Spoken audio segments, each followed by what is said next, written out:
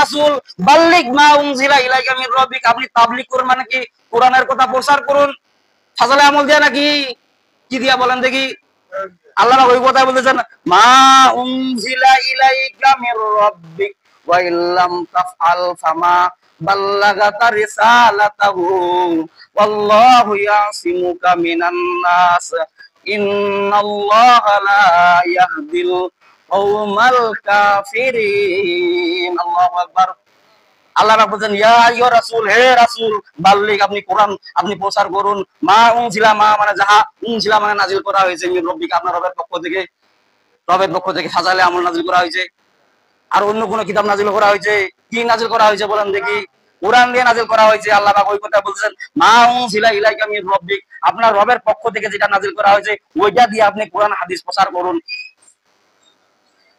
ওয়া ইল্লাম তাফআল ফামা বাল্লাগাতা রিসালাতা, ওয়া ইল্লাম তাফআল, যদি আপনি কোরআন দিয়ে যদি রাষ্ট্র না চালান, কোরআন দিয়ে যদি আপনি আইন না চালান, কোরআন দিয়ে যদি আপনি নামাজের কথা যদি না বলেন, কোরআন দিয়ে যদি আপনি হজের কথা না বলেন, কোরআন দিয়ে যদি আপনি যাকাতের কথা না বলেন, কোরআন দিয়ে যদি আপনি সুদের কথা না বলেন, রিসালাতাহু, আপনার রিসালাতের দায়িত্ব আপনি কাটে নিলেন। আল্লাহু আকবার।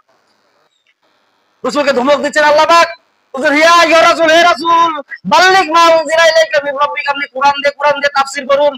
কোরআন দিয়ে যদি আপনি তাফসীর না করুন, আপনার রিসালাতের দায়িত্ব আমি কাটে নিব।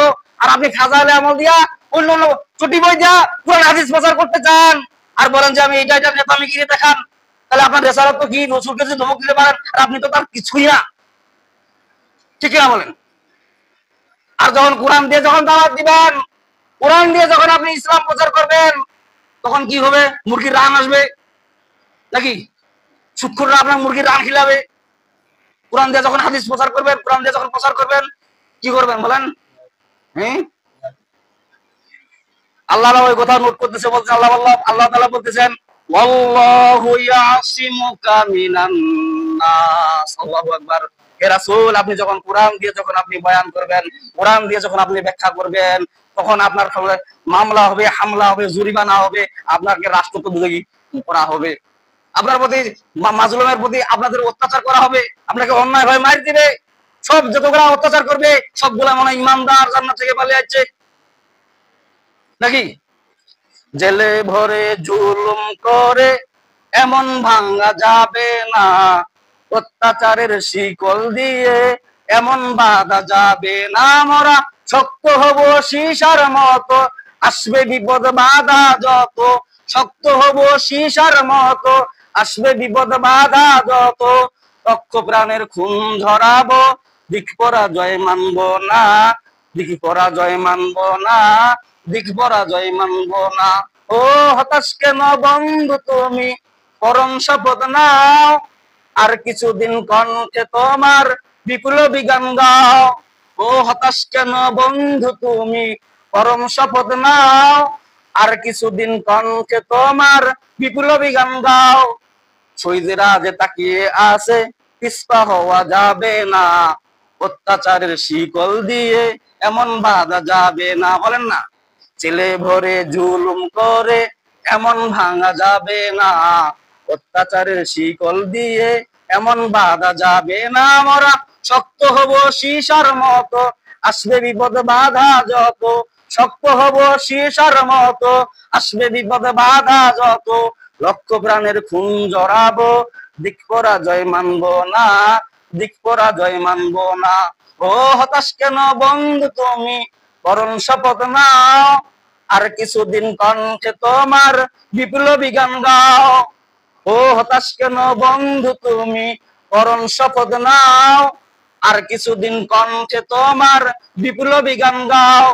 শহীদরা যে তাকিয়ে আছে, আলেমরা যে তাকিয়ে আছে, মাজলুমরা যে তাকিয়ে আছে, পিছপা হওয়া যাবে না, অত্যাচারের জুলুম দিয়ে এমন বাধা যাবে না। ঠিক কিনা বলেন? যারা মুমিন, যারা খাঁটি মুসলমান, তাদেরকে যত অন্যায় জুলুম করে তারা কোরআন থেকে পিছপা হবে না। আপনার চোর খাইতে তারা রাজি আছে, তারা আপনার হামলা মামলা জরিমানা দিতেও রাজি আছে, কিন্তু কোরআন থেকে তারা পিছপা হইতে রাজি। দুনকার নাই কার? দুনকার নাই কার? না, অবশ্যই নাই।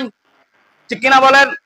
যেই দরবারে দেখবেন, যেই দরবারের মধ্যে মুরগির রান আসে, পোলোয়া বিরিয়ানি আসে, ওই দরবারটা সঠিক দরবার না। কারণ রাসূল কোরআন প্রচার করতে যে কি করছেন? আল্লাহ পাক বলছেন আল্লাহু ইয়াসিমুকা মিনান নাস ইন্নাল্লাহা লা ইয়াহদিল কওমাল কাফিরিন। আল্লাহু আকবার। আল্লাহ পাক বলতেছেন হে রাসূল, আপনি যখন কোরআন দিয়া মানুষকে যখন শাসন করবেন, রাষ্ট্র চালাবেন, যখন কোরআনের আইন যদি প্রতিষ্ঠিত করবেন, তখন আপনার প্রতি একটার পর একটা বিপদ এই জালিমের বাচ্চারা আপনার সাথে অত্যাচার করবে। আল্লাহ বলে না জানি এটা আয়াত নাযিল করছেন নাকি? হ্যাঁ, আপনার দরবার আপনি এমন ভাবে কোরআন প্রচার করেন, হাদিস প্রচার করেন, কোরআন হাদিস প্রচার কারণে আপনার মুরগির রান আসে, কলো আসে, বিরিয়ানি আসে, আর নবীজি তায়েফের ময়দানে দাওয়াত দিতে যায় মার খায়। আর আপনার দাওয়াত এই দাওয়াত এক সমান। বাড়ির মধ্যে ফকির নিয়ে যায় ভিক্ষা করার জন্য, বলে লা ইলাহা ইল্লাল্লাহু মুহাম্মাদুর রাসূলুল্লাহ, কাগজ একটা ভিক্ষা দাও। ওর কালেমা আর আপনার কালেমা দুটা কালেমা এক নয়। এর কালেমার কারণে সে মার খায়। তার মানে কি জীবনদাতা এবং সবকিছু দাতা আল্লাহ ছাড়া আর কেউ নাই। এই কথা যখনই বলে তখনই মাজলুমের উপর, জালিমের বাচ্চারা তারা মাজলুমের প্রতি অত্যাচার করে, ঠিক না বলেন?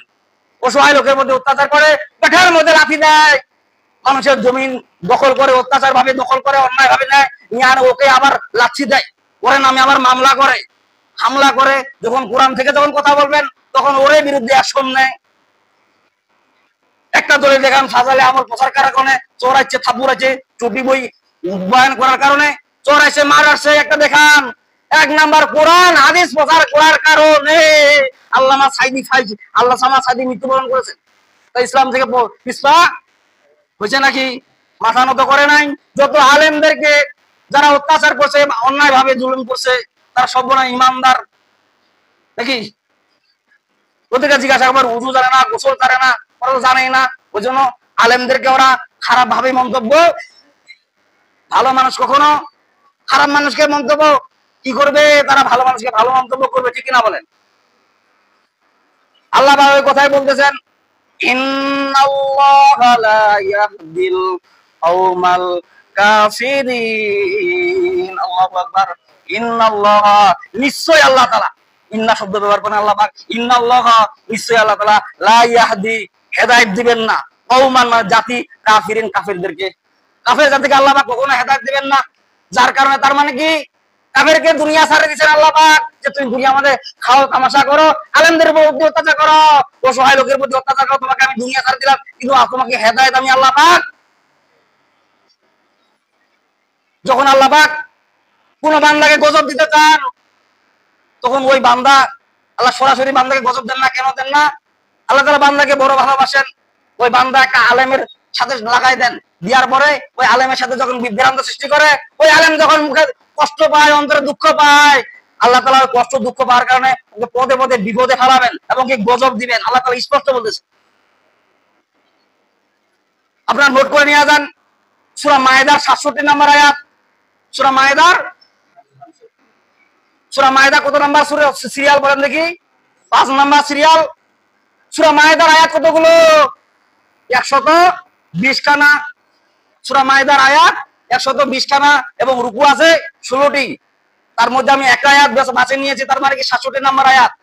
আল্লাহ পাক স্পষ্ট দলিল দিয়া বলতেছেন, ইয়া আইয়ুহার রাসূল বাল্লিগ মা উনজিলা ইলাইকা মির রাব্বিক ওয়া ইল্লাম তাফআল ফামা বাল্লাগাতা রিসালাতাহু ওয়াল্লাহু ইয়াসিমুকা মিনান নাস ইন্নাল্লাহা লা ইয়াহদিল কওমাল কাফিরিন। আল্লাহু আকবার। ইয়া আইয়ুহার রাসূল, এখানে আল্লাহ পাক ইয়া আইয়ুহান নবী বলতে পারতেন, কিন্তু নবী বললেন না।